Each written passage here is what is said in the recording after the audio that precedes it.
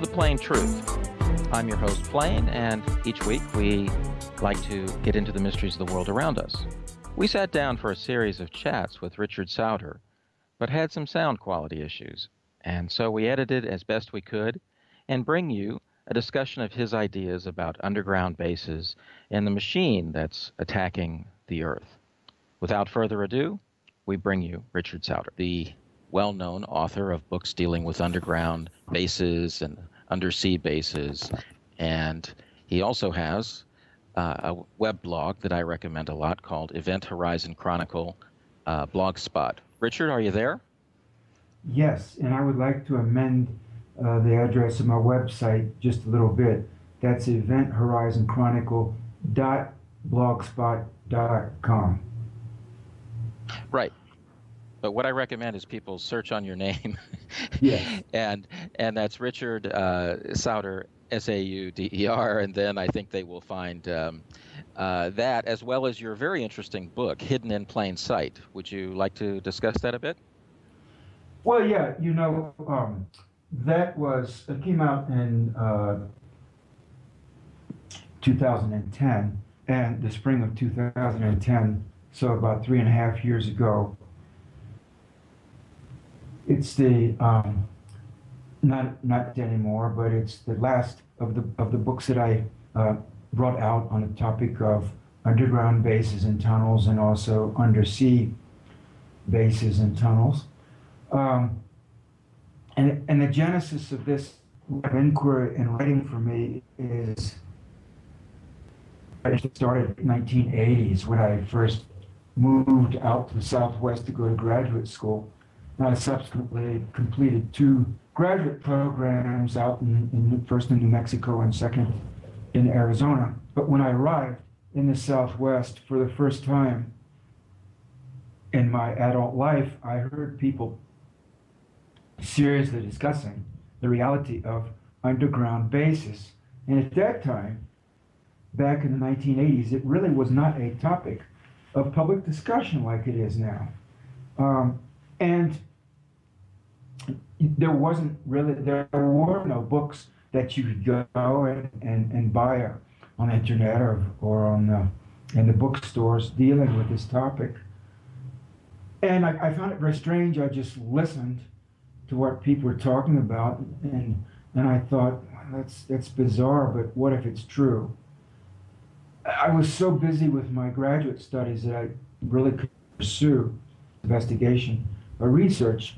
But after a few years, I finished my academic coursework, took my comprehensive exams, had my dissertation topic approved, and I had a little block of free time to myself where I could begin to do some research. What I did was, my first cut was just to go through some federal documents and through the Reader's Guide, which every library in the United States has, to published journal articles and periodical articles, and I came up with a fair amount of information just in a brief first cut that revealed to me that in fact there were a fair underground bases. So I wrote up a little article on the topic for UFO magazine in Los Angeles that is put out by Don and Vicki Ecker. And in the article I said that certainly there were a surprising number of underground bases, some of them rather large and sophisticated. I mean, capable of accommodating hundreds or even a couple thousand people in a fair degree of creature comfort, buried deep underground. And I named some of these installations. We can talk about some of them a little later if you like.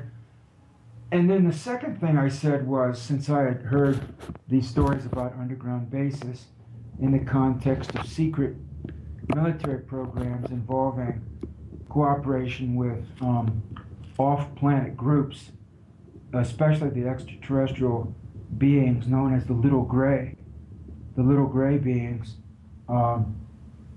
that I felt that I had to say in the article that I didn't find any information about the little gray beings, so I couldn't say anything about them, you know, either in the affirmative or the negative.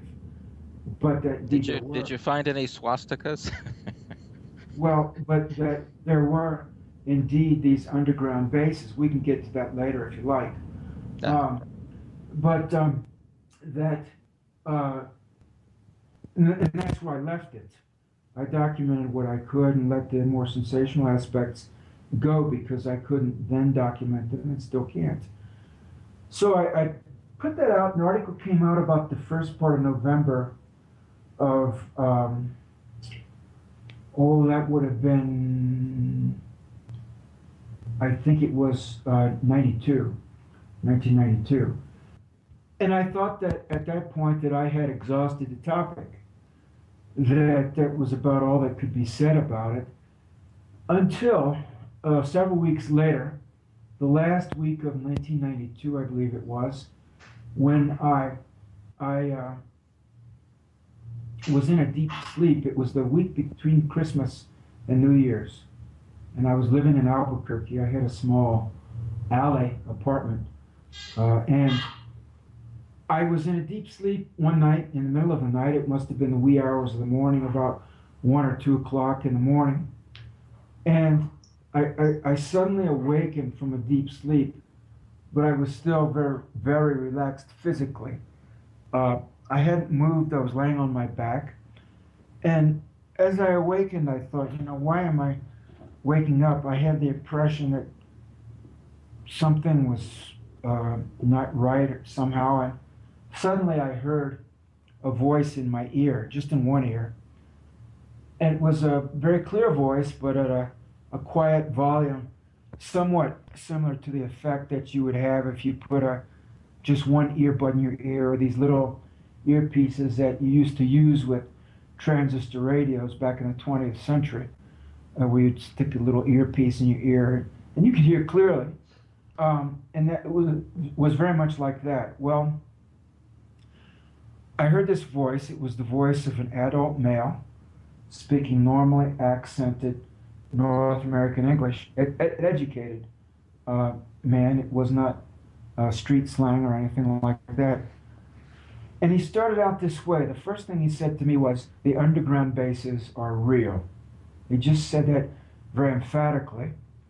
And then he paused slightly and went on to tell me that indeed these underground facilities exist. They can be quite large, massive actually, very highly sophisticated technologically, that there are programs and projects being carried out underground that would astound and amaze people if they knew about them, but that they don't know about them. And that from what he was describing to me, there was a tremendous amount of money involved.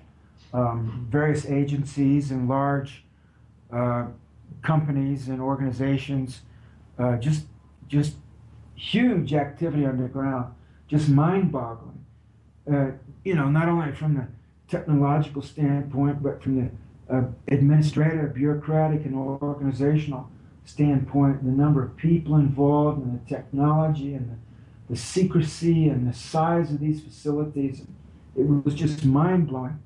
And as he was speaking, I thought, you know, son of a gun, how can this be that all of this is going on? And even as he was speaking, I was thinking, you know, if this is true, there has to be a paper trail, because what he was describing to me was just enormous in scope. I mean, it's like another reality, like a parallel reality, but right here on this planet.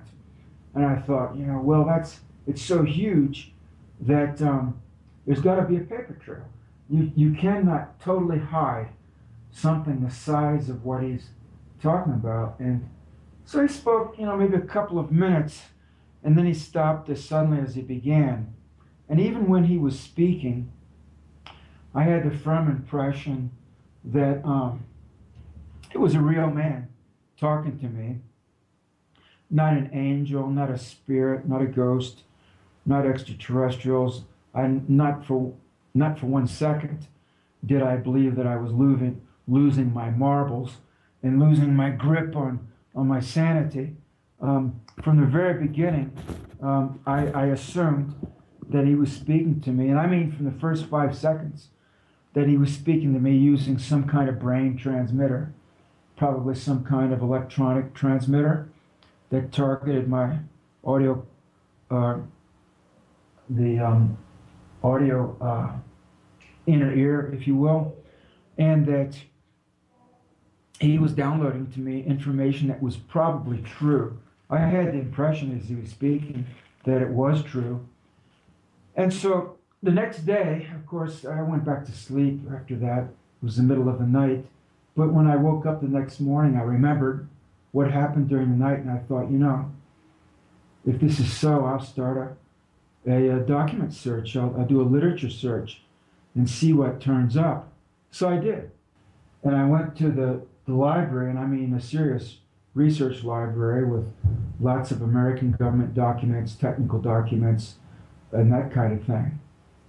And I went all the way back to the World War II era and combed through the federal document base, the technical document base, and came forward through the years, through the decades. And I found that there was, and there still is, an ongoing program by more than one agency, more than one corporation, to construct underground bases. And some of them quite large and quite sophisticated.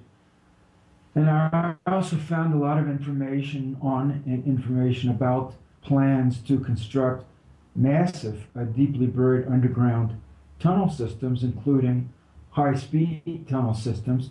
And by high speed, I mean capable of accommodating tube shuttle trains that would zoom through underground pneumatic tubes, if you will, at rates of speed approaching suborbital velocities. I mean, we're not talking about only 1,000 or 2,000 miles per hour, but 5,000 or 10,000 miles per hour. Just really mind-bending technologies. And studies at a pretty high level of the government involving multiple government agencies and also major civil engineering firms, electrical engineering firms, over a period of decades. And, I continued that research for the better part of 20 years. And I now know that indeed there are many underground bases. And my research also strongly indicates undersea bases and or underwater bases. And also tunnels. My understanding is that there are large, extensive tunnel systems, and also these underground bases. For example, one of the places that there are underground bases is in New Mexico, United States, and more than one underground base, by the way, but one of the locations would be in the Monsanto Mountains to the southeast of Albuquerque, New Mexico. And I first ran across some documentation related to the underground facility that the Air Force and the Atomic Energy Commission put there, starting back in the immediate post-World War II period in the late 1940s, early 50s. This was an atomic bomb construction and assembly facility. And that's well documented. I believe the facility is now used for storage of low-level nuclear waste. And then, as I began my research and put out my first articles and did some preliminary interviews and things like that, a few public talks, I received an email from a woman who told me that her father, when she was a little girl, had gone away for a number of years. He only told the family he was going away to New Mexico. He had to work in New Mexico, and for years and years, the family never really knew what he did because he never talked. However, as he was dying, many years later, he revealed what he had done in New Mexico. He told her that he had helped to build a giant underground city in the mountains in New Mexico, and that already, from what he described back in the 1950s, the technology that was being used secretly underground was not only years but decades ahead of what existed in the topside civilian world, and still most people don't have. One example he gave her was the electrical switches to turn off lights in this underground city, which he described as an underground city. You would actuate the lights simply by waving your hand at the wall next to the doorway. So there was actually no physical switch.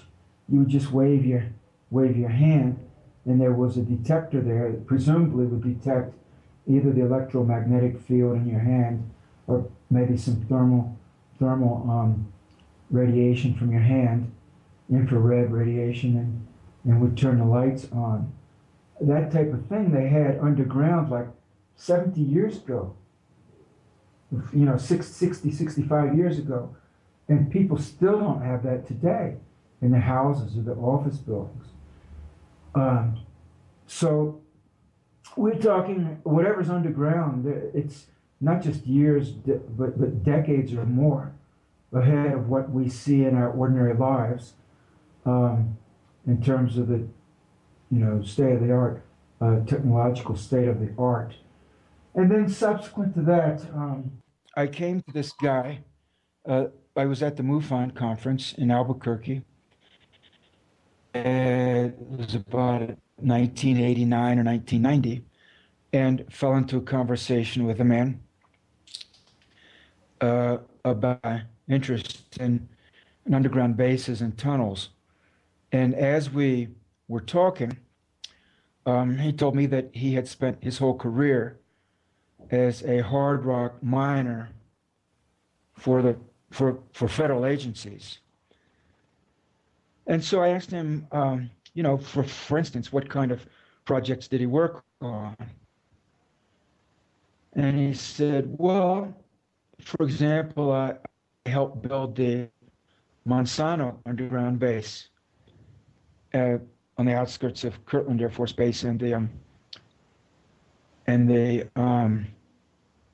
Sandia National Labs.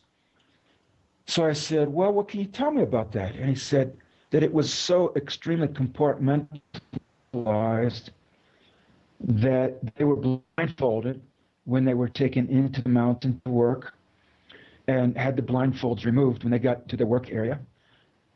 And then they would excavate a cavern or a room or a shaft or a tunnel. And as soon as they were had completed that part of the project, they were again blindfolded. And if they had to be moved to a different part of the project, they would be blindfolded when they were moved between different sections of the work area inside the mountain. And when they left the job, they were again blindfolded to be taken out. So the men who created that underground base, the very men who built it, didn't know what it looked like, couldn't say what it looked like, what its layout was, how large it was. They simply didn't know. My understanding is, and I also talked with another person with some knowledge of that facility who had known some of the military brass involved in directing the project, and he told me that in the process of excavation,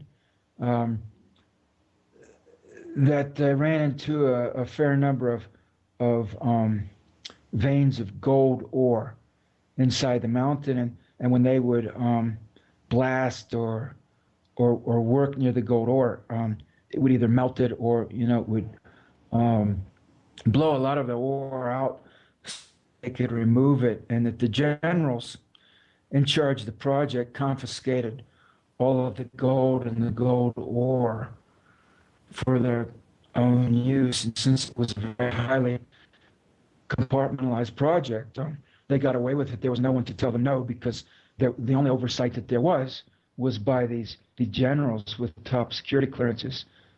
I thought that was an interesting aside. And then somewhat a few years later, one of my other sources, with a great deal of knowledge about underground bases, told me that one of his colleagues had been at a briefing related to the Monsanto underground base, and that he had described the base as not just big, not just large, but truly vast. V-A-S-T, vast. Well, they got And the that's money. just one of them, you see. More than money, they have the technology. And I'm guessing they probably have a slave force, in that it seems to me that once you're on the inside of this really secret stuff, you never get out. Once you're in, you can't leave. It's like a parallel universe. It's here on this planet, beneath the sea, beneath the ground. But once you get involved in it, and you get 1, 2, 3, 4, 5, 6 security clearances or more, and you're involved in these very highly classified compartmentalized projects, how can you leave that? You can't. You're chained to it. Well, I don't think you can leave, but I think there's this kind of layer in between the real world and the hidden world. And so, for example, I know somebody who had a friend back in probably the late 80s who would do computer support, and would be, blindfolded and taken to government facilities, including, by the way, under the ocean. And so leaving the West Coast, going in different directions, and then next thing you know, you're at the bottom of the ocean somewhere. And you don't know the How depths. did he go there? Well, I never talked to this person, so it's, secondhand information, but it was on a boat, and, Navy stuff, and blindfolded the whole time, and intentionally making it so you don't know where you are, and then going down in essentially a facility that can handle extreme depths, but that might be to mislead you, right? For all we know, it's just right off the coast of Long Beach, not that deep at all. Well, But then, fact, it could have been what you talked about in your books with the moonless mountains. It could be more or less halfway, but to Hawaii. well, the Moonless Mountains in particular is one location that popped up in my research, and I do expect that there is some kind of undersea facility in that area of the Pacific Ocean. Hawaii also would be, there are seamounts in Hawaii. The islands are the tops of seamounts, but there are other seamounts in the Hawaiian island chain that do not break the surface of the sea, but they could easily be used, excavated for undersea bases. I expect they have been. I certainly have my eye on Hawaii, because it is like a mid-Pacific aircraft carrier for the projection of American military force in that part of the world. So I expect that there are undersea bases in the Hawaiian Islands, and other areas in the Pacific, the Atlantic, the Caribbean, the Gulf of Mexico, the Mediterranean Sea as well, probably in the Red Sea, and in the so-called Persian Gulf and Indian Ocean. The technology exists to go down thousands of feet and excavate down in the sub-sea floor bedrock and go down still further, hundreds or even thousands of feet down beneath the sea floor, and to burrow down there and make major subsea facilities that are capable even of accommodating ocean-going military submarines that would enter these facilities through huge underwater pressure locks. And I think the average person, when they hear this, think that such a thing cannot possibly be true. But in fact, the technology does exist to do this and has for half a century. Well, it's been well developed. I think those of us who are, I guess you'd say, somewhat familiar with the classified world would say that we don't know any details, maybe, except what we may have worked on, but it's obvious that there's a tremendous infrastructure. And, this has been going on for a long, long time. Um, what would be some of the examples that you can think of? I mean, you gave this one near Albuquerque of a vast complex, but I mean, the whole complex near DC is probably even more amazing in some senses, with bullet trains and God knows what. Well, the rumor I've heard is that, well, of course, there is a, se- a whole um, a whole series of underground facilities in the mid-Atlantic region on the east coast of the United States. We're talking about New York, Delaware, New Jersey, Maryland, Pennsylvania, West Virginia, Virginia, that region.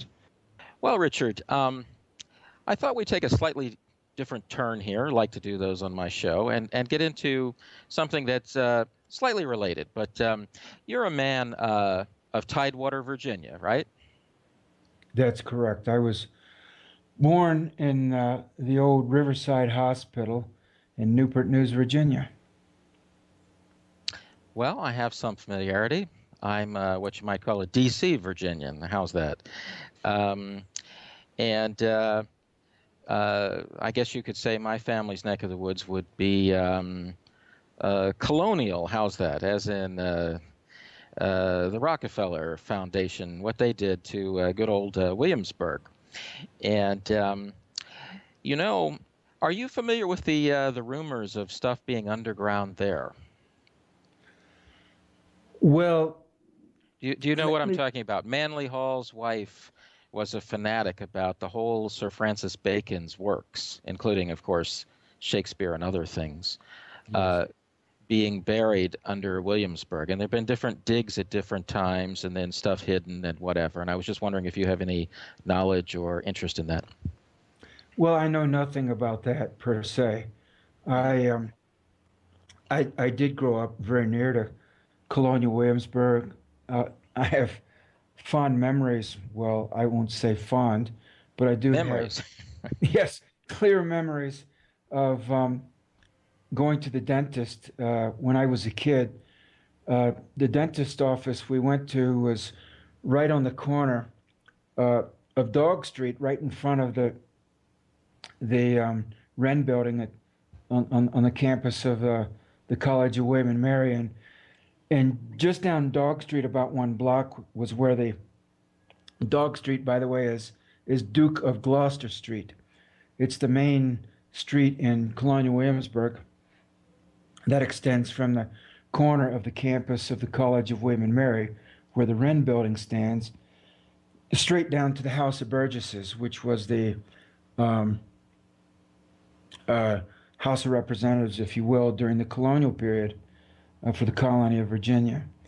And so, House of Delegates, whatever you want to call it.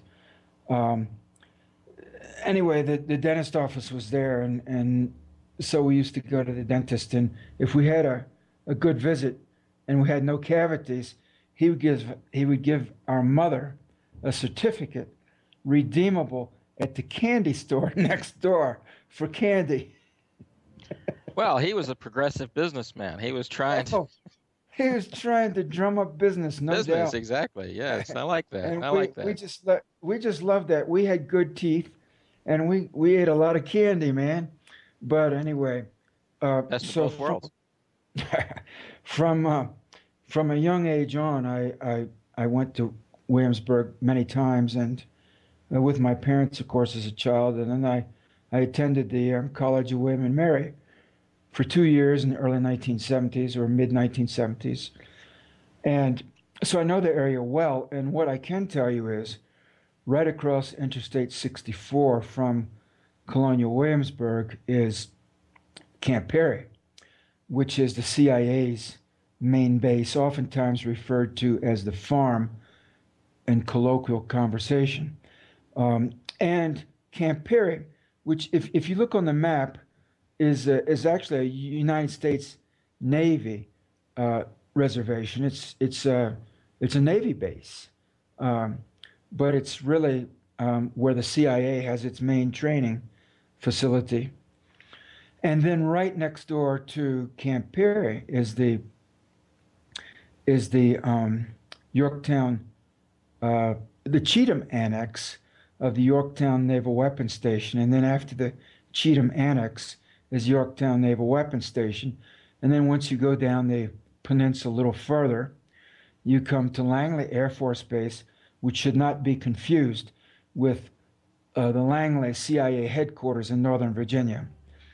And then, so Langley Air Force Base is right at the tip of the peninsula, by the way, where the early Mercury astronauts trained in the NASA first NASA manned space program, and also the Gemini astronauts did a little bit of the training there, I believe.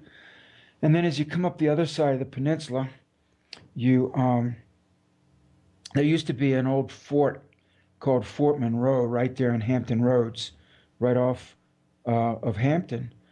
And it was used for a long time by the United States Army. It was a signal intelligence facility.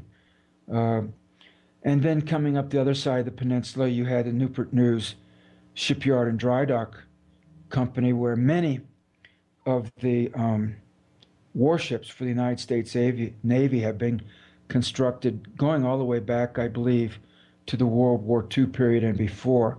We're talking everything from submarines to aircraft carriers and in between.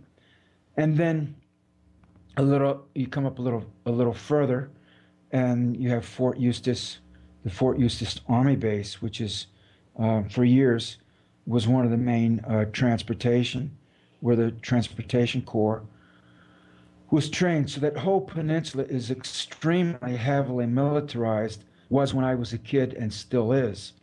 It may be, the most heavily militarized piece of real estate on the planet.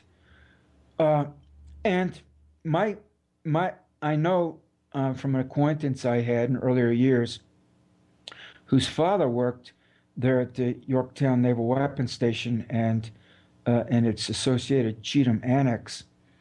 In the immediate World War II period, there was a secret program there that he worked on, where they were actually constructing a major facility down beneath the waterline. And understand that the Yorktown Naval Weapons Station and the Cheatham Annex lie right on the York River, so that you dig down 1, 2, 3, 4 feet, and you are at the water table immediately. So they were going down deep underground and had high-speed pumps that would pump water out by the thousands of gallons per minute, very high-power water pumps. And they were constructing facilities underground there, way down beneath the waterline, using very fast-setting concrete. And here we're talking about, right after World War II, in the late 40s, early 50s. We're going back more than half a century. So already then, they were making stuff underground in that region. Now, you just cross, there's a creek there that's a tributary of the York River. You cross that creek, and you cross over from the Cheatham Naval Annex into the Camp Perry facility. And my working assumption is that there are major underground installations beneath that whole region, underground and underwater, extending beneath that entire Tidewater, Virginia region, including what that's called the Lower Peninsula in Tidewater, Virginia, including that area, and also going right out under the Chesapeake Bay, and I would presume extending offshore in the continental shelf, but undersea. Totally a fair bet. Such an important facility, such Well, as the farm. you have right on the other side of the of Hampton Roads, and Hampton Roads is the southern part of the Chesapeake Bay region. Uh, right on the other side of Hampton Roads from the lower peninsula that I just described, you have, of course, the Norfolk Navy Base, which I believe is the largest Navy base, military Navy base anywhere in the world. And then you have the mothballed. The United States Navy has a huge mothball fleet in the Elizabeth River. And then you also have a major um, naval air station right on the coast on the other side of the Norfolk Naval Base. It's a huge uh, Marine Corps Naval Air Station. So the whole area is just extremely militarized. It's very sensitive, not only for the military, but for the CIA as well. It's a hugely sensitive region for them. They have multiple important bases in that one small geographic area. Yes, and a lot of folks don't realize that William and Mary is fairly important in, I guess you would say, recruiting, or its network is fairly strong. Well, the fact that it's right across the road from the CIA, right across the interstate highway from the CIA's main training base, I think is a giveaway. This is not to say that every student or every graduate student or every professor or staff member at William and Mary is in the employ of the CIA, because certainly they are not. But it would be my guess that some of them positively are. Oh, for sure. I'm just saying everybody knows about Yale or maybe Texas A&M, but they don't know that William and Mary also has its network within the Langley crowd. But anyway, Well, you're they not. do, and there are other universities. I mean, Johns Hopkins would be another one. Harvard, Yale, Johns Hopkins. Quite a number of these so-called elite or upper tier East Coast universities are recruiting grounds for the alphabet soup agencies. Oh, unquestionably. But William and Mary is like the second oldest university in the country, and so its roots go deep. I mean, when Queen Elizabeth Yes. visited the U.S. a couple years ago, she went to Williamsburg, is the point. And Well, a lot of them uh, do. A lot of them do. A lot of dignitaries do, and that's because Williamsburg is a Rockefeller town. yes, It, I it know. has. Believe me, I know. Are you from a Rockefeller family? No, no, no, I'm not. I'm more of the victim side. But anyway, Okay. but when they took over Williamsburg, they did it with force and bribery, and they got like 99-year leases of things and bought up people. Well, it's a messy story that people don't really need to know about, but the point is they had tremendous ability to do what they wanted, and Well, one things that I've surmised over the years about Colonial Williamsburg is that I believe it's very possible. It's a multi-functional facility. Number one, um, and number two, I believe it may even serve as a time portal on one level. well, that sounds most fascinating, but I'm curious as to how you imagine that or what you're thinking.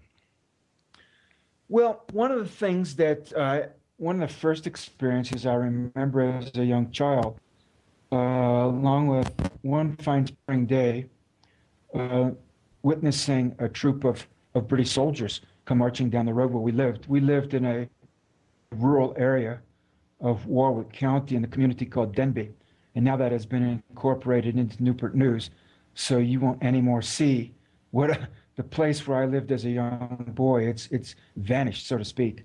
But when I was a kid, it was a very rural area with small farms, fields, woods, um, little streams, and we lived in an isolated area, rather away from other houses, in a little clearing through which a small, very small country road ran. And my brothers and I were on the screen porch one spring day. This would have been about 1959, I believe. And say about April or May, somewhere through there. And all of a sudden we heard music playing, drums, and a troop of men dressed in, I still remember, crimson red uniforms. And they came marching down the road all in time with the drums banging and the music playing. And we were so excited, we thought that there was a parade. And we went running to our parents to say, Mommy, Daddy, look at the parade, look. And they, of course, saw nothing. But it was just as clear as a bell to us. And I ran from one side of the house to the other. I saw them coming, and I watched them march past. And it was, the uniforms were so red and resplendent in the spring sun. And I remember the drums so vividly, just banging. It made such an impression on me as a young kid.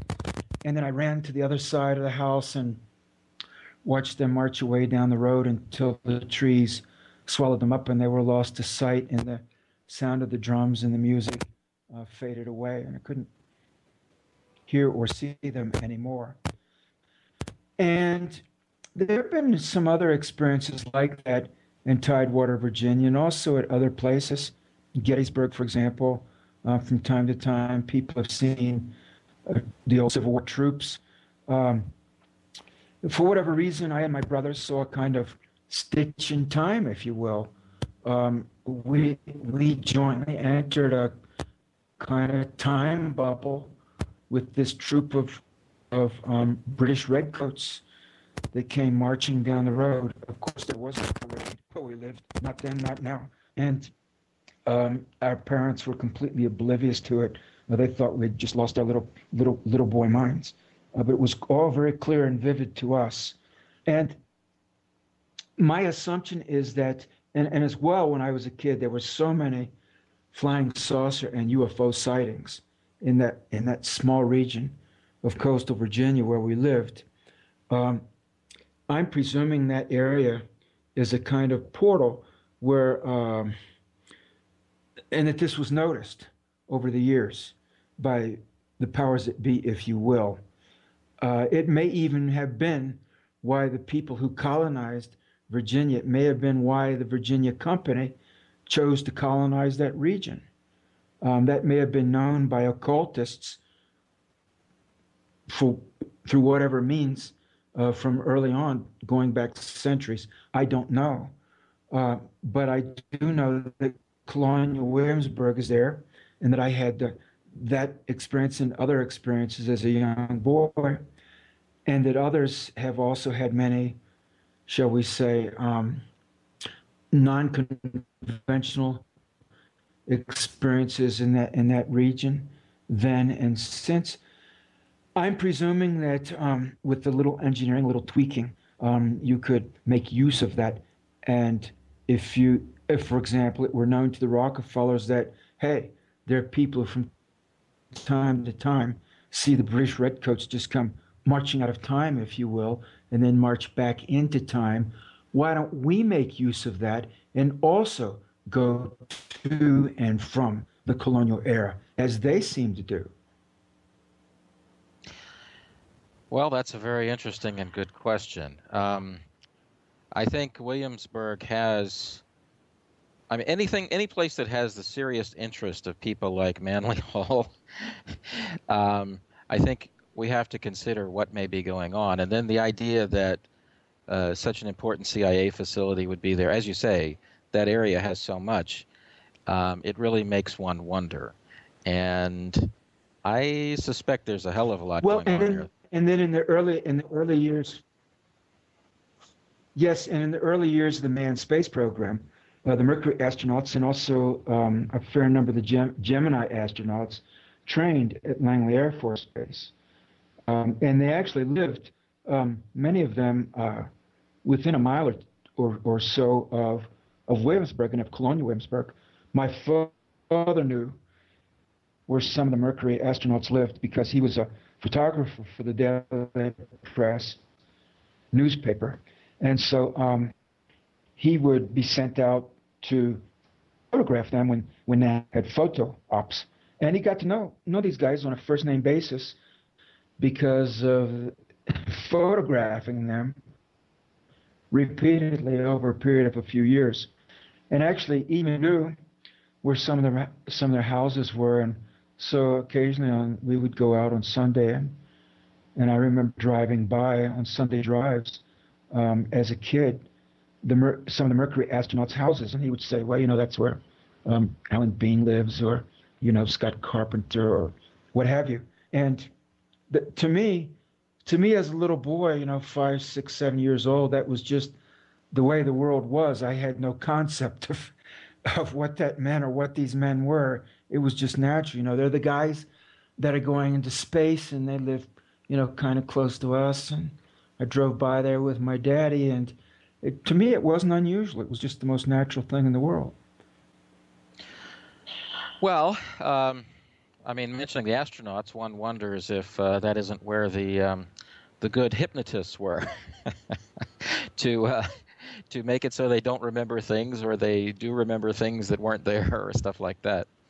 Well, I don't know. Another interesting thing about that area is that during that period of time, back starting in 1955, the year that I was born, there was an article in Look magazine about the Avro car, which was built by the A.V.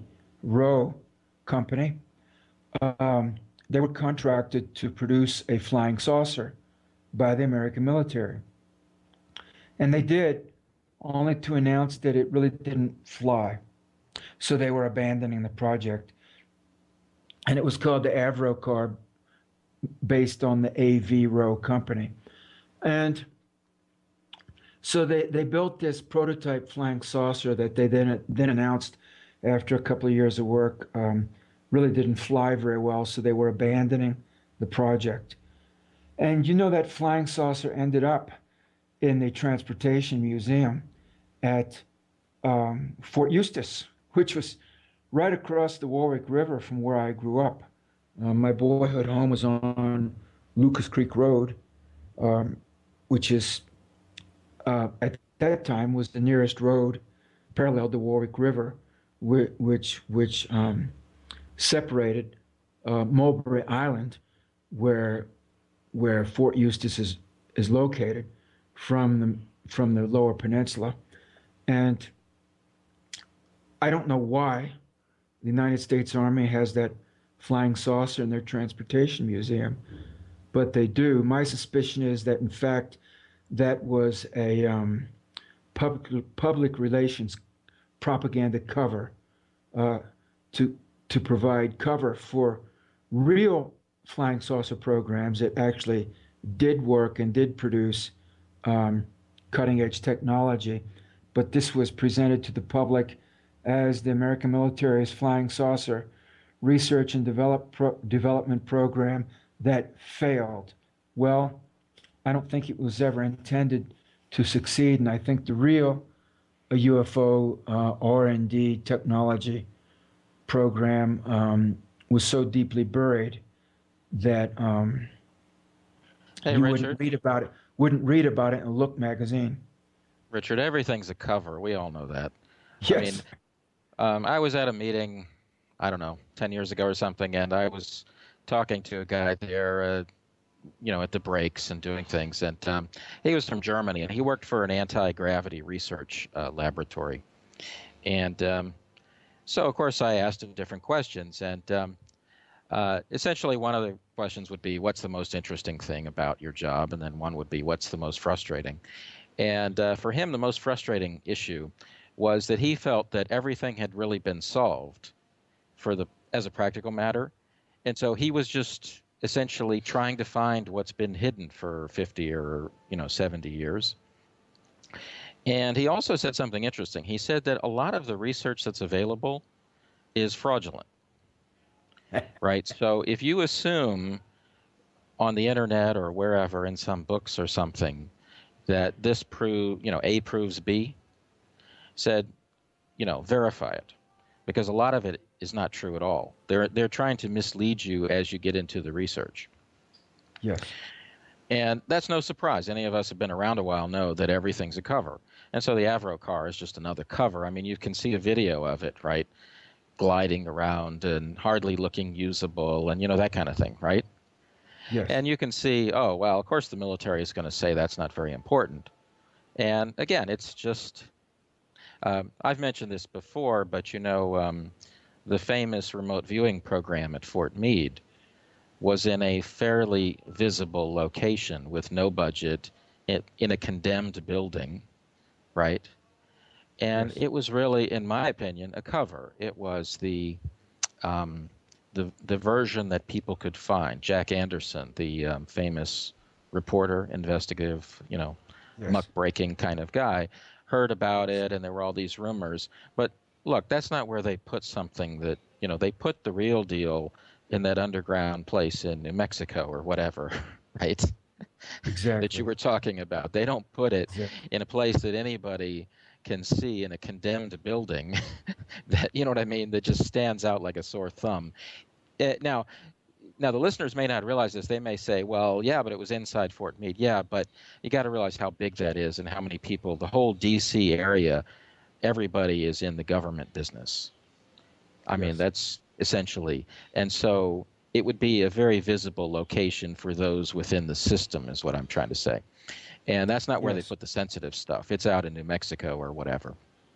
Um, Yes, and the other thing about the remote viewing projects, with the information that these so-called high-level remote ex-military remote viewers have come out with, if you read the work that they've put out publicly, it's really nothing.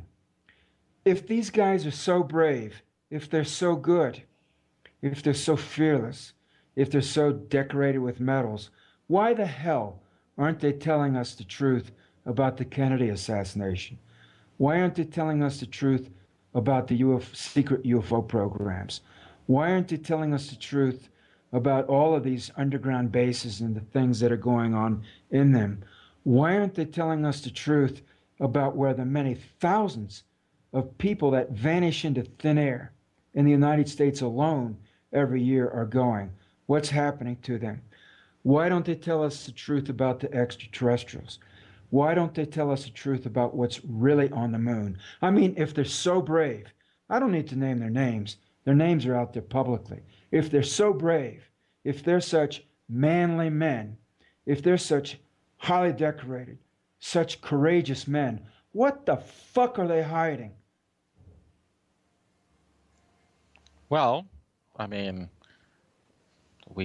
everybody has a different perspective, but I would just say a couple of things on that because I'm a little bit familiar with the topic.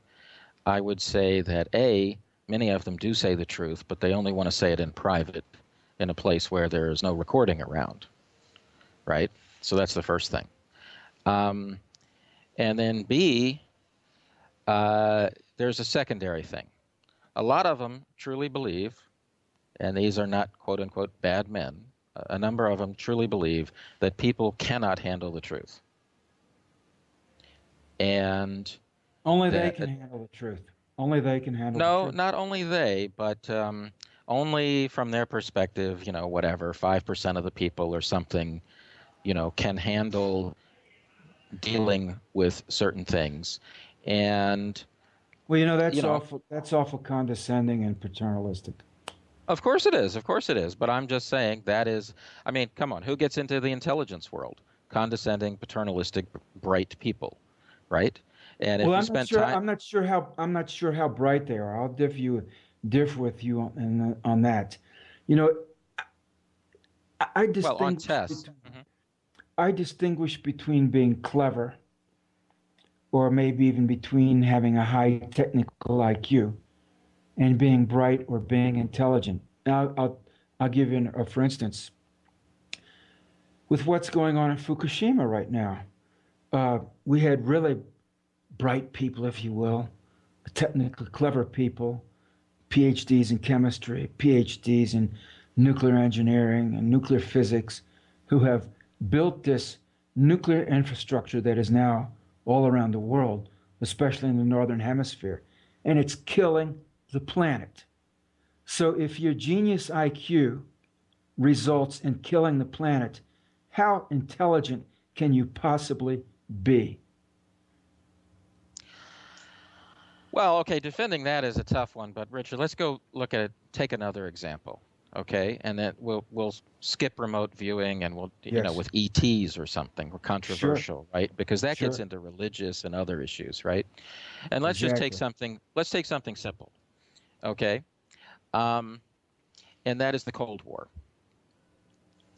Okay, I happen to know someone who was in military intelligence, and he would qualify as I guess what you'd say is a typical guy that you would find in the military, on the conservative side, patriotic, loves the Constitution, that kind of thing, right? And he discovered at different times, in Eastern Europe, or, the conflict there, that essentially, wait a minute, stuff is going on here that implies they know what we're doing beforehand and we know what they're doing beforehand. And this looks awfully suspicious. And I'm arguing, and I've said this for years, that the Cold War was basically a construct. It benefited powerful interest groups in both sides. And it wasn't really a war.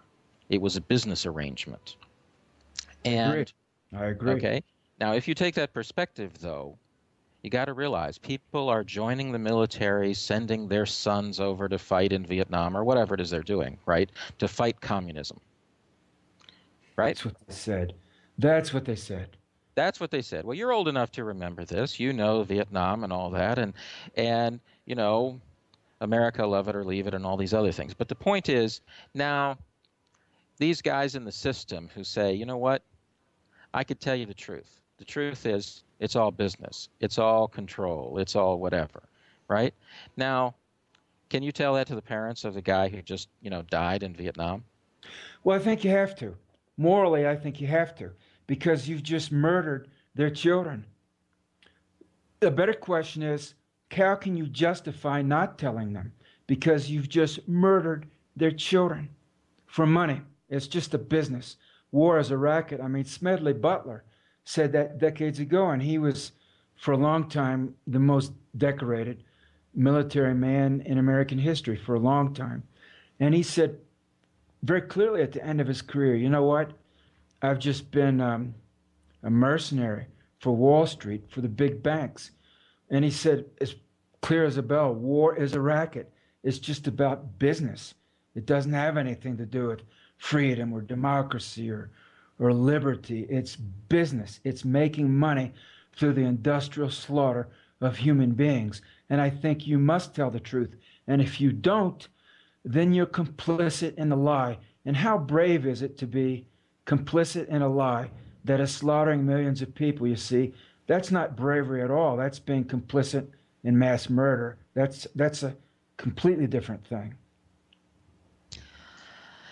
Well, I just think this is messy because if you come out and say the truth, now whatever that might be, we don't know the truth, but let's But take, what for is the example, CIA's motto? The CIA's motto is, you shall know the truth, and the truth shall set you free. right, and so they're on the quest for it, and then their quest is to prevent others from getting it, right? Yeah. Yeah. So you That see famous right quote from the CIA, the DCI, the quote about, we'll know our disinfo program is successful when everything the American public knows is false. Right? That's yes. a famous quote, right? So in other words, And you so know the truth and well, everyone else will know a lie.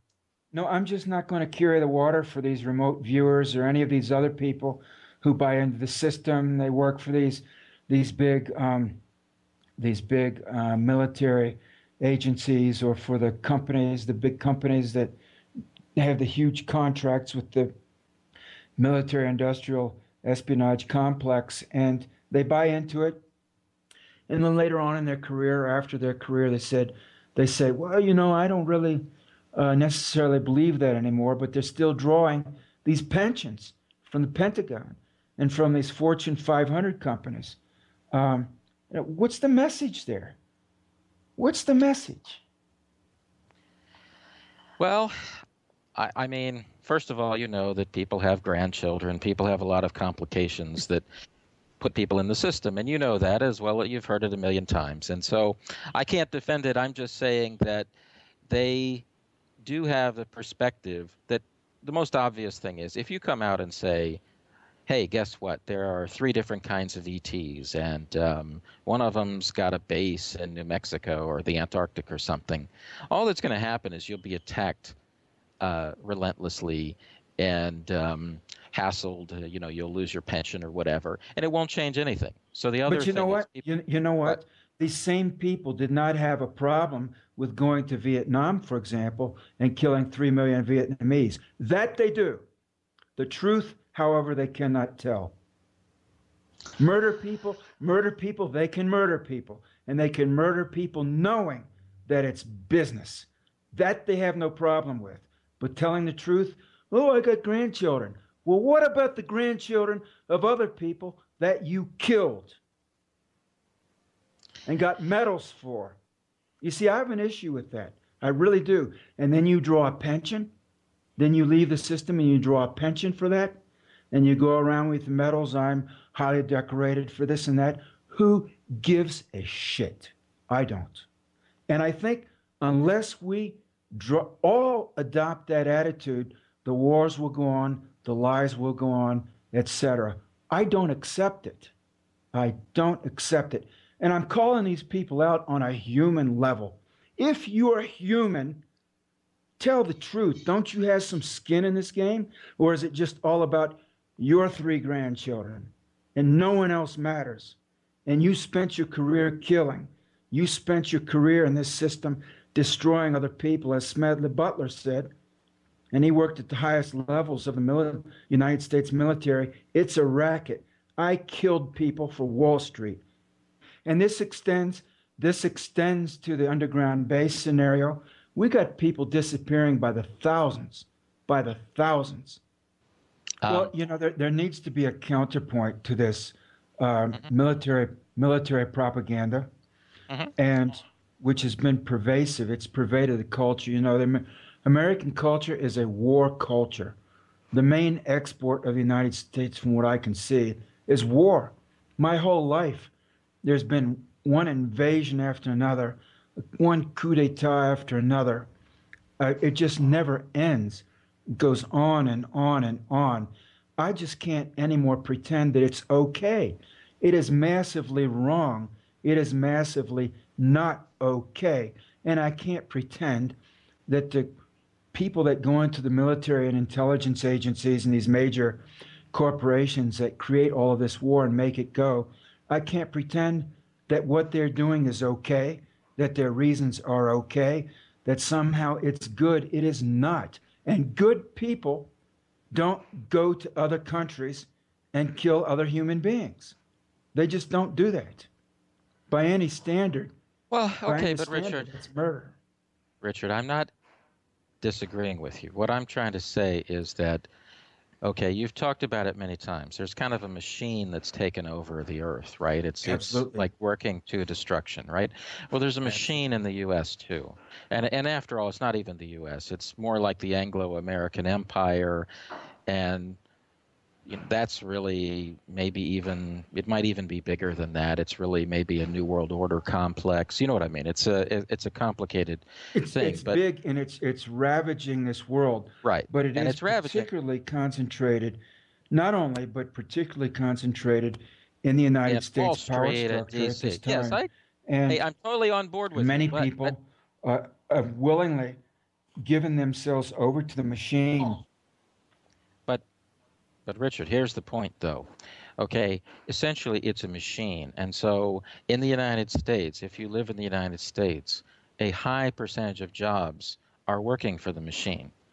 The schools, let's say you work in a university. That sounds all noble. No, it isn't. It's to brainwash people and recruit people and to create people who fit into a machine. Right? Absolutely correct. Right? In other words, so you're out there in one form or another promoting the machine. Now, what you're saying is that somebody who's working for, I don't know, let's say a company that makes specialized metallic or plastic parts that pretty much are mostly sold with jets, right? And half their business is going to be fighter jets and half is going to be Boeing or Airbus, right? And you're going to say, okay, he's contributing to that war complex, and he is. But the thing is, it's like, what jobs don't?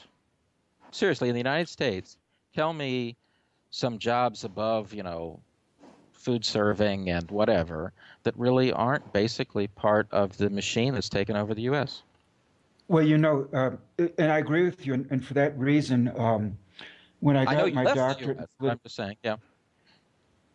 yeah, when I got my doctorate, by the time I got my doctorate in political science and had begun my research on an underground basis, I realized how completely corrupt the system was, and I couldn't work in it. So I worked as an independent window cleaner for 13 years.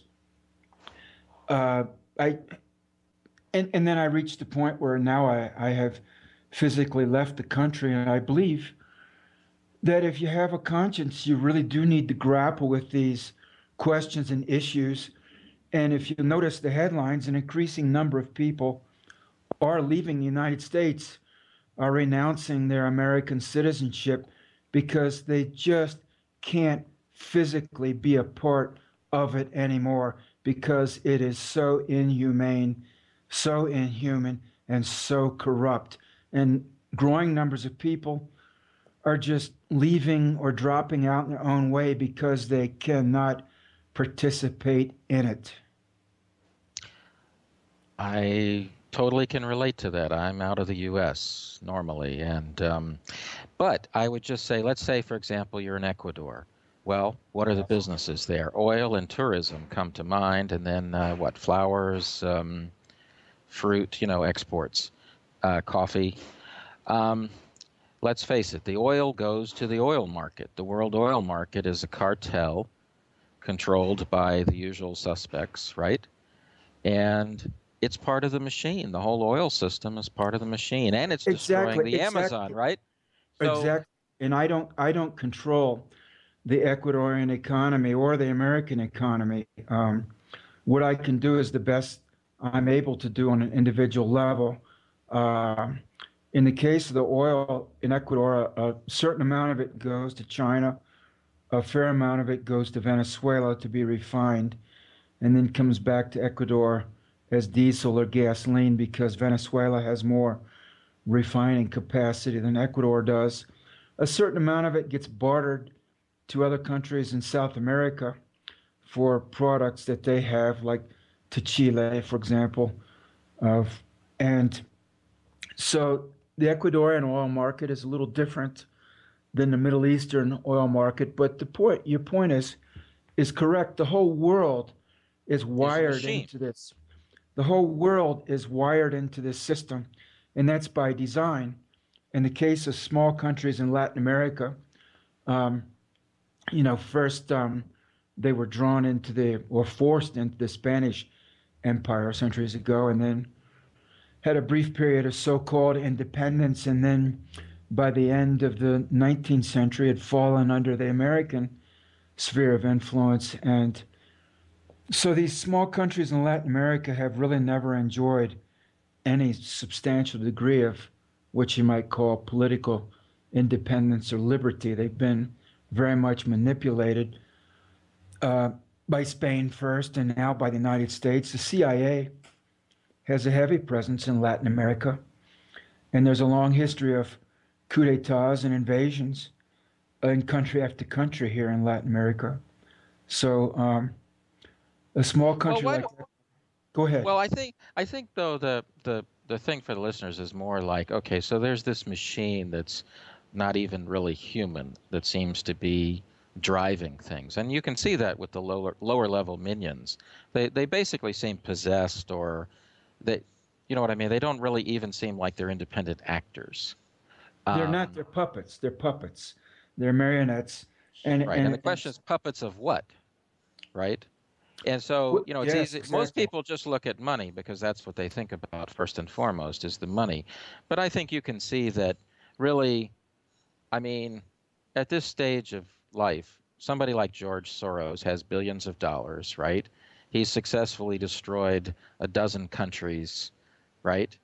What does he need another, you know, success? What difference does it make? And he's I not don't. motivated by money. I don't. And destroying 13 countries as opposed to 12, what's the difference? Right? Most of us would just say it's been a full life, let's go enjoy whatever it is we enjoy. But that's not his thinking. He's really motivated to do more evil. And so we kind of wonder, what is that machine? Where did it come from? And that's really the question, isn't it? What's going on? Well, I can't answer that. It may be, I suspect its agenda extends beyond just this planet. Its agenda may be galactic wide or even universal in scope. But it's certainly very powerful. It's very relentless. Nonetheless, my thinking is, as a human being, and I've done a fair amount of analysis of the species and of myself, because my point of analysis necessarily begins with myself, and that we have a responsibility to be human. It's not enough to say, well, there's this machine and I just plug myself into its agenda and giving myself over to it, and it gives me whatever I want: money, fame, power.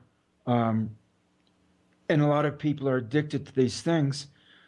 And so therefore, I just don't really question. I just go with it because the machine is so powerful, and I don't fight it. I just go with it. You know what? To me, that just sounds so weak, just so pathetic and so pitiful. I mean, if you are really a man, if you are really a woman, can't you dig inside yourself and find enough of your human essence to say that you're really better than a machine, and that your life matters more than just turning yourself over to this system of global industrial slaughter for a couple of medals on your chest or a pension? Don't you have more going on than that? Don't you? Well, I think this is going to be a long topic, and maybe we can get into it in a future show, the whole machine and so on. But I did want to get back to that point you made earlier about missing people, thousands of missing people. What are you thinking is going on there?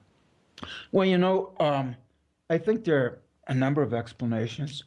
Um, some of them are being parted out for organs. There's an international black market in kidneys, livers, hearts, eyeballs, etc. And there are wealthy people who will pay a lot of money for a liver from a 17-year-old kid, for example, or a heart from a healthy 20-year-old, for example. And then some of it is people being abducted by satanic or criminal cartels in the either for their labor, as slave labor, or to be used or abused rather sexually, and that certainly goes on as well. I think some of them are sacrificed by satanic cults, just killed in despicable rituals. And then the other thing is, it seems to me that there's an underground resident slave labor force, and perhaps an interplanetary market in humans from this planet as well. I actually posed this question to one of my sources with knowledge of the secret underground base agenda. And due to the nature of my research, I've never identified my sources because, number one, I have an instinct of self-preservation, and number two, the vast majority of them do as well. And so, of necessity, given the subject matter, they just will not, and to a man and to a woman, and by the way, they're not all men, and they're not all military either, but they just don't speak publicly. Once you get into that world and you have a security clearance or two or three or four or five or six, you just don't talk openly about what you do. Nonetheless, I put this question to him, in a private conversation with regard to all the missing people. Are they being taken underground for slave labor or biological experimentation, that kind of thing? And he didn't say no. What he did say was, well, if they are, um, they're not likely to ever make it out alive. They're likely to be killed and disposed of underground. Of course, someone isn't going to say, hey, I've got personal knowledge of that. I've seen it going on, et cetera, et cetera. Um, I think that's about as close as you would come in an interview to an admission that that kind of thing goes on in some of these underground facilities. What I can say is there's such a very large number of people vanishing. Um, I had a conversation about this with Don Ecker back in the early 1990s, before Don got and married Vicky Cooper and became co-editor of UFO magazine. He was for years a police investigator, a police detective in the New York City area. And at one time, he became aware of the large number of missing people and just did a compilation of the figures for the New York metropolitan area and came up with a number well into the thousands of missing people in that area alone in 1 year, thousands. And it astonished him when he, projected that to the whole country of the United States. The number was just very large. This does not make it into the mainstream news media. When I was living in New Mexico, I looked into the numbers that were available. And at that time, there were about a little less than 1.5 million people in the whole state. And every year there were more than 1,000 missing people. So you're looking at a rate of about 1 out of every 1,000 people going missing every year in the state of New Mexico. And then I looked at the numbers that I found online for the state of California, and they were even higher. And yet this does not get reported in the mainstream news media. Something terrible is going on, just awful, evil, vile. And it's not being covered either by law enforcement. The FBI and other federal agencies don't have publicly available statistics on missing people. It's very saddening. It's disappointing. It's horrifying, actually.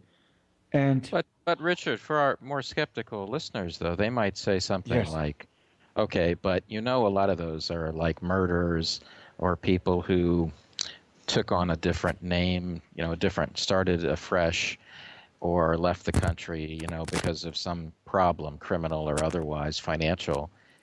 And so, what percentage of that, let's take a different number.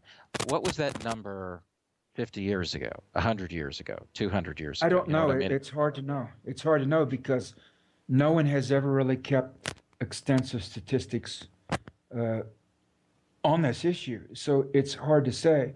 But what we can say is in the present period, all I can say is you had this. I took Don Ecker. When I talked with Don Ecker, it was when I first became aware of this issue. And remember, Don Ecker was a police detective for years. So he's familiar with runaway kids, parents that take kids in custody, marital disputes, that type of thing, husbands, cuckolded husbands that run away, and that sort of thing. What he was talking about was above and beyond that. People who just vanished, just gone. And they're of all ages and of all ethnicities and races. It's not just the milk carton kids, it's elderly people, it's all across the board. They go to the grocery store and they never come back. Well, Johnny Gosh and all that. Yes. Well, I think there's a real, and this is one of the things that ayahuasca showed to me, and I've drunk it a number of times since I've been in Ecuador. One of the first things that ayahuasca showed to me was how this whole reality that we're immersed in is fake. It's the first thing it showed me. It's just fake as can be, just as phony as can be. It's all a false facade. And I thought, holy shit, when I saw that. It's just all the most, it's the most fraudulent, fake, put up front you could ever imagine. And the, and then beyond that, it showed me how seedy it all is. I mean, just cheap and trashy and tawdry and low rent and vile and just loathsome. When you see this whole system as it really is, it's disgusting and repugnant. And that was the first thing ayahuasca showed me. And I was just looking at all of that and just thinking, holy moly, good God. Well, I'm with you on this. I'm sure that this goes on, and it's part of the amazingly, dark underbelly of the world. It's Um, not the underbelly. And that's the thing. It's not the underbelly. It's actually the way the whole thing is. You don't even, it's right there. It's the way the entire system is. It's the way everyone is paying their taxes. And you know what? The taxes make the nuclear missiles. The taxes right now are every week the president draws up a kill list that he's going to kill with the drones in Yemen and Pakistan and Afghanistan, etc. And the American people are paying for that. And people are walking around thinking, I'm pretty good. Are you? You're just paying to murder other people. How good can that be? well, we went into this, the long question of people you know, having to support their kids and so on and so forth. We I we know know the in challenge. supporting our own kids while killing other people's kids. So how good can that be? Well, I don't have the answers. I'm just saying it's a tough world, and some argue this is a prison planet. And that basically, and lots of meditative traditions and religions are of the view that this is hell, right? Is that that, right? Meditation and all that kind of thing, prayer and good works or whatever, is to get you out of this place. It's not to make it better, right? I mean, we can do things to make it better in the limited way we can, but that actually this is hell. Now, we can debate that, but I'm just saying certainly you're aware of that philosophy. Certain aspects of this planet definitely are hell, and um, I'm I'm not thinking that the point of being on Earth is necessarily to graduate from here and go somewhere better. I'm suspecting the purpose of being here is to transmute ourselves. And in the process of transmuting ourselves, we transmute the society. In the process of transmuting the society, we actually do raise the level of the planet, if you will, and make it a better planet, realize its potential. For example, I've been out on the nuclear missile silos 3 times and also to some other military bases and planted trees and on and on. Um, I suspect that maybe what happens is, um, and I think my guess may be pretty close to the truth. You die physically. Um, Not that you necessarily have to. I suspect some yogis and other people who get very deep into meditation reach the point where they don't have to physically die unless they want to. But the vast majority of humans do physically die. And then the evidence suggests from the past life literature or the near-death experiences that there's some kind of whole life review, in-depth life review with higher level spiritual awarenesses or spiritual beings who simply reflect your life back to you in detail, and you have to examine it with no ifs, ands, or buts. And you take a cold, hard, unblinking look at your life from A to Z, from beginning to end. And then at the end of that, there's some kind of assessment. You grade yourself, but without any kind of self-evasion. And based on that, you may come right back to the earth with a pause, if you will, of a few years or several years, and then be born as a baby to do it again and again, until you get it right. And then we have the example of the apparently higher order beings. I would say they're higher order beings like the Buddha or Jesus, and there's some other examples we could name, um, who presumably wouldn't have to be here, but they are. So what's in it for them to come back and go through all of this nonsense on this planet, unless maybe the game really is that we're all here together as a big soul group, and either we work it out or we don't. And the only way we work it out is by doing the really hard stuff, like telling the truth. Well, that's certainly something that a lot of people talk about. And I don't think it's just the telling the truth, it's the idea of an honest life. But Well, that's part of it, yes. uh, I don't know. I think Well, it has to. Well, look with the whole underground base scenario, for example, out of sight, out of mind, and with these vast programs and projects that are going on, we don't know what they are. We just don't. And I've looked into this more deeply than the average person, and I'm still guessing about most of it myself, because while I can see that there are millions of people involved to one degree or another, the vast majority of them say very little or nothing at all, ever, to anyone, other than those who are also involved in it, even to their own family members, wives, husbands, etc. And so that too has to do with telling the truth.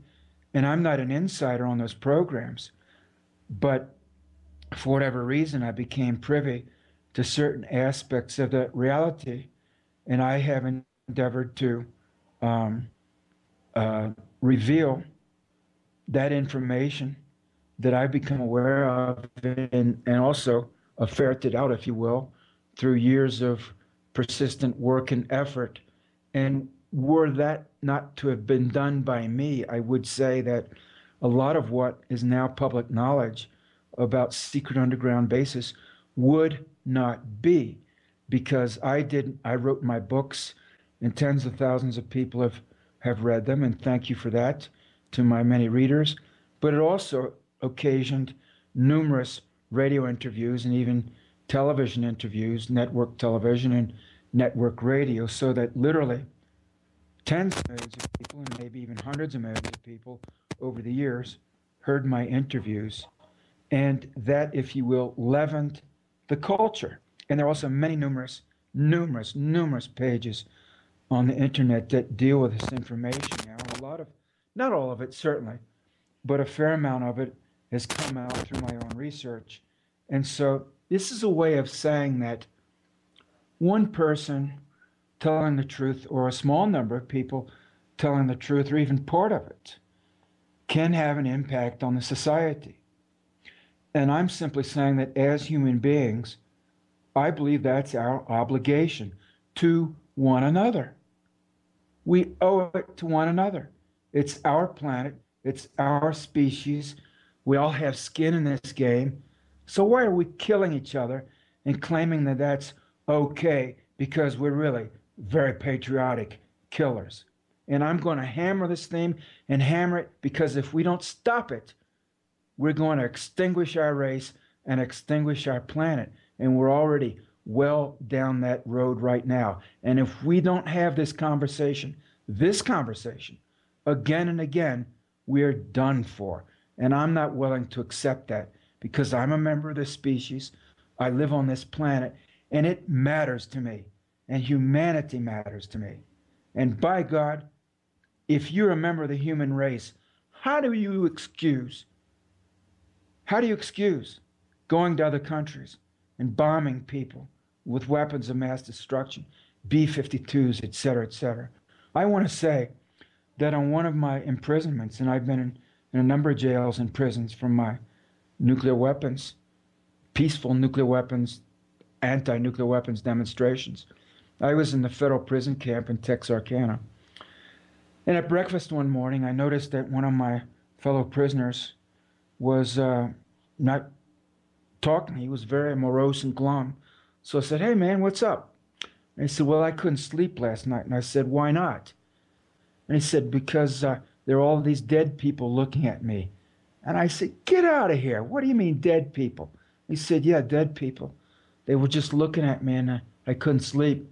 I said, "Well, what kind of dead people?" And he said, "The people I killed." And I said, "What people you killed?" He said, "All the people I killed." I said, "Well, how many?" And he said, "Hundreds." And I said, "What are you talking about, man? Have you lost your mind?" And he said, "No, I was in Vietnam." He was a machine gunner. And they would go in and waste whole villages down to the chickens. And he would set up his machine gun outside of the village. When the order was given, he would just fire whole belts full of ammo, blam, blam, blam, blam, blam, one belt after another, until there was nothing left. He would kill everything, men, women, children, water buffaloes, chickens, pigs, ducks, everything living, just would wipe it out. And, you know, there are a lot of men like this who've gone to other countries on the orders of the American military and have just slaughtered.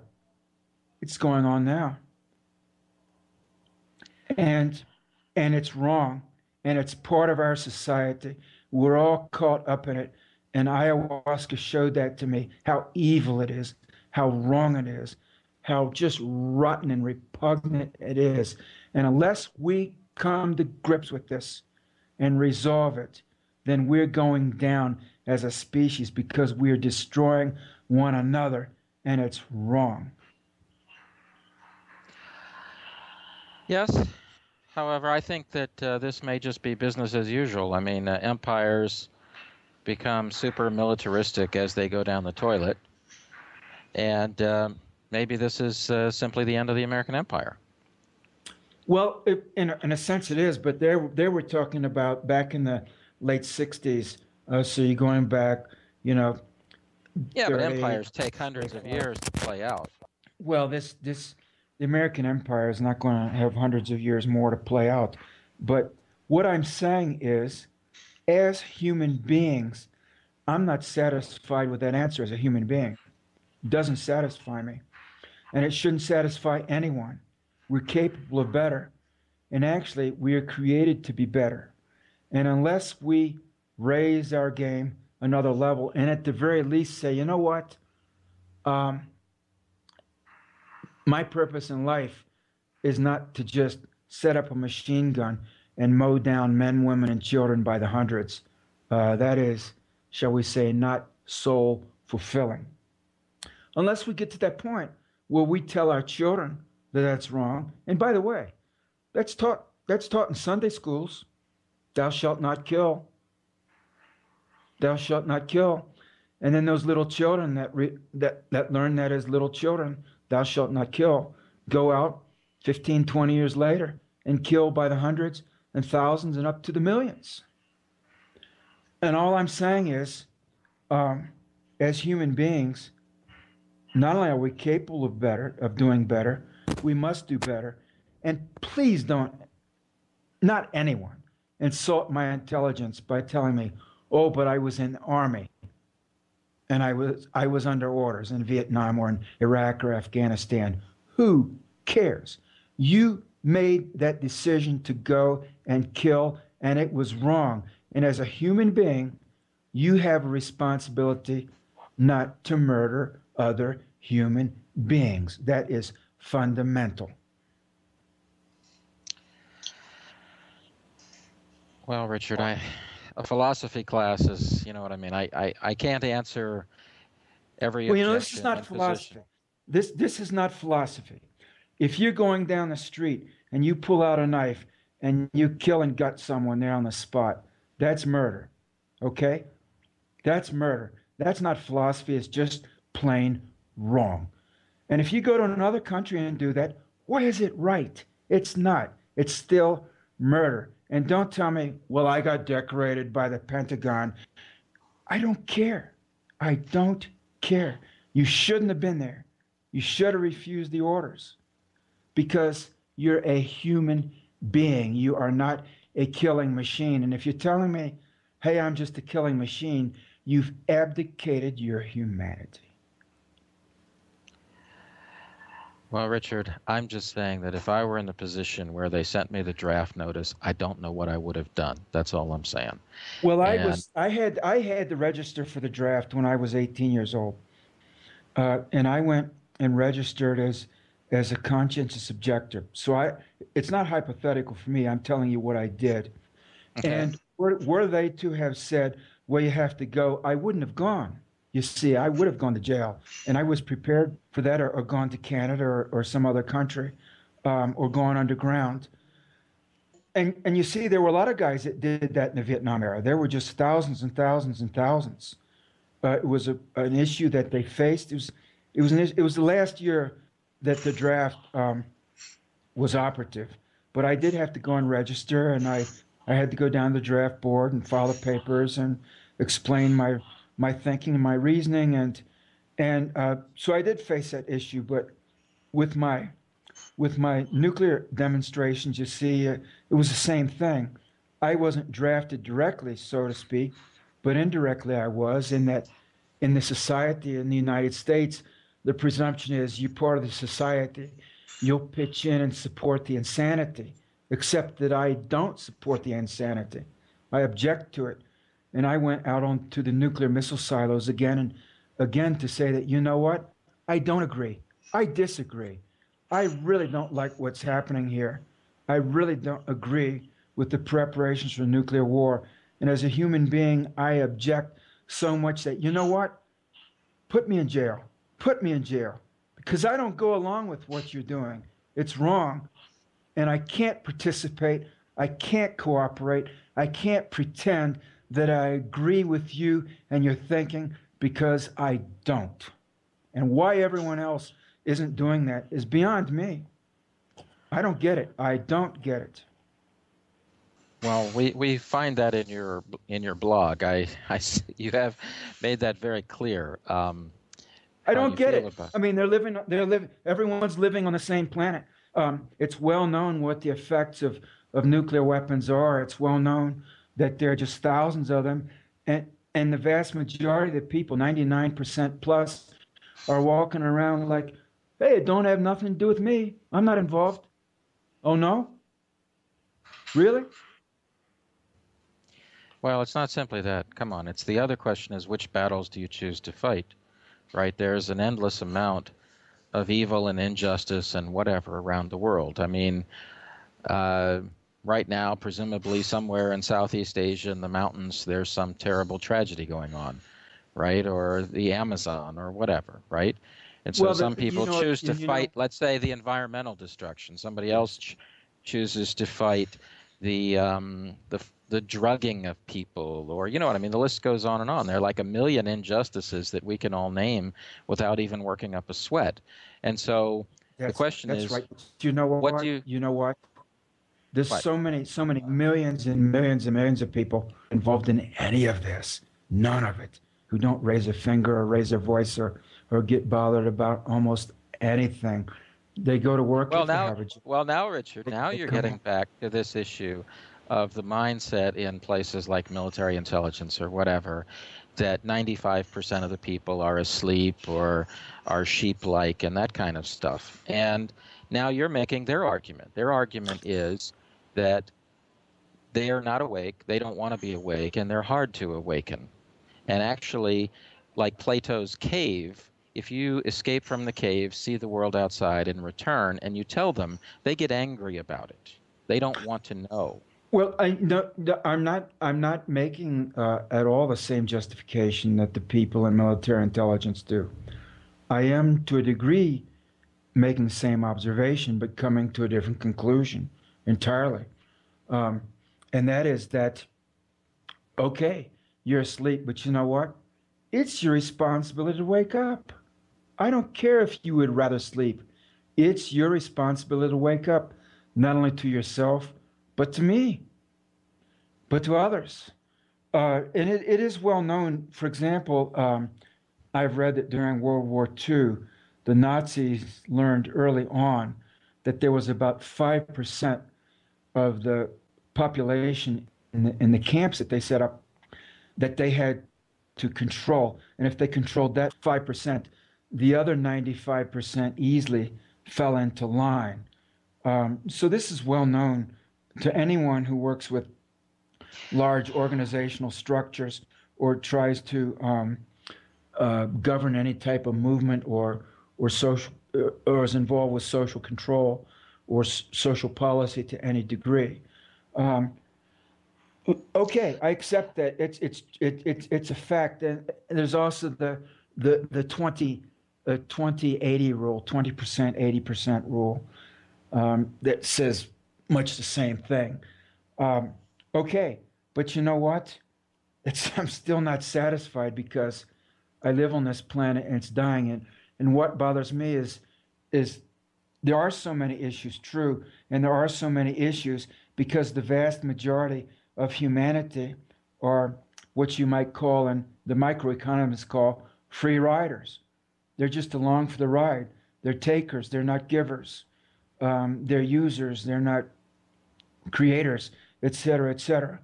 And because so much of humanity has made the decision to just sleepwalk through life, if you will, and really not take a hard look, not only at themselves, but at anything, we have these problems that we do. And it could be the end Oh, of I'm could be the end of the species, could be I'm the end of with the you. We're planet. facing all these problems. There's no question. There's no question. But we could go on endlessly about it, and we all have personal tough decisions to make about this going forward. If we even have 1% more of humanity who will awake, maybe it's enough to to forestall some kind of god awful global holocaust. I mean, we're so close to Hey, look, I'm with you just on that. hell Believe on me, earth. I'm with you on that. I know we're on the edge, and actually may be past the edge, to tell you the truth. But I mean, I look at I've planted trees here in Ecuador, and there are other people certainly interested in tree planting here in Ecuador, and I'll be planting more trees in the yeah, well, that's future. what I'm you really, can do. I love planting trees. but the thing is, the vast majority of human beings are likely not to plant one single tree in their entire life. Of course, they're going to cut down far more than they ever plant. I know, you know that. So, Well, and the thing though but is, look, I'm not gonna, yeah, I'm not gonna let up because my perception at this point is people who are offended by being told they need to wake up um, need to be offended. They need to be awakened. Richard, And I'm making practical arguments though that honey works better than vinegar. That's all I'm trying to say, and um, I, that's I that's understand. that's that's the extent of my argument over this. Is that um, when somebody has a practical objection, like I just don't Yeah, think it matters or it'll work, you need an answer. If somebody says, "What do I do about this, that, or the other?" you need an answer because they've latched onto it into their mind and they've created kind of this meme or other thing in their mind, this engram, some would call them, gotcha. that you have to deal with. And just I'm just trying to say that. Um, uh, I'm not a politician. I'm not running for office, You and I don't don't have really to be, but I'm just trying to say I that don't really I, care. for future reference, I'm just saying Yeah, that I do know from personal experience over. yeah, Look, I've been banging my head on this for 35 years. I mean, honey works better than vinegar, yeah, and believe me, I know all the pros and cons of apple cider vinegar or whatever. You know what I yeah. mean? I mean, look, the whole planet needs a detox, and personally, we all need detoxes, if you ask me. But I'm just trying to say that. We're trying to reach people and we need to kind of think about how to go about it. That's all. But I really appreciate you coming. Yeah. Yeah. So take care, Okay. and I do No appreciate it, and problem. good luck with all your Sure. challenges there, okay? Thank you. Thanks to Richard, and thanks to everyone for listening to this part of the series of chats with Richard Sauder. Tune in next time for for another discussion of the mysteries of the world above, below, and within us.